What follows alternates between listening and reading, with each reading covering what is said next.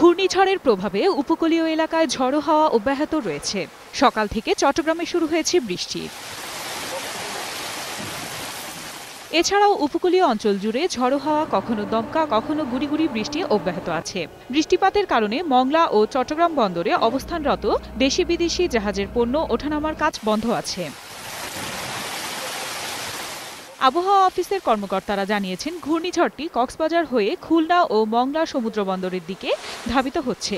দুপুর নাগাদ উপকূল অতিক্রম করার আভাস দিয়েছে আবহাওয়া অধিদপ্তর।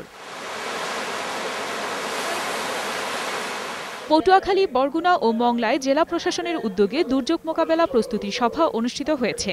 খোলা হয়েছে দুর্যোগ নিয়ন্ত্রণ কক্ষ। এরই মধ্যে আশ্রয়কেন্দ্রে অবস্থান নিয়েছে সাধারণ মানুষ।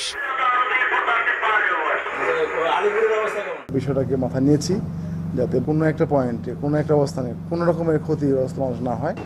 দুর্যোগপূর্ণ আবহাওয়ার কারণে গভীর সাগর ও সুন্দরবনে মাছ ধরতে যাওয়া সহ উপকূলীয় অঞ্চলে নৌযান চলাচল বন্ধ আছে। এদিকে দুর্যোগপূর্ণ আবহাওয়া ও ঘূর্ণিঝড় কোমেনের প্রভাবে বরিশালের অভ্যন্তরীণ 13টি রুটে সব ধরনের নৌ চলাচল বন্ধ করে দিয়েছে নৌ কর্তৃপক্ষ।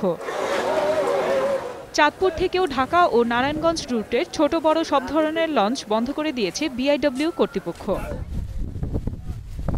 নোয়াখালীর উপকূলীয় অঞ্চল হাতিয়া, সুবর্ণচর ও কোম্পানিগঞ্জে মাইকিং করে এলাকাবাসীকে সতর্ক করছে স্বেচ্ছাসেবকরা। তাদেরকে সাইক্লোন সেন্টারে আশ্রয় নেওয়ার অনুরোধ করা হচ্ছে। আফসানা নীলা, 21 টেলিভিশন।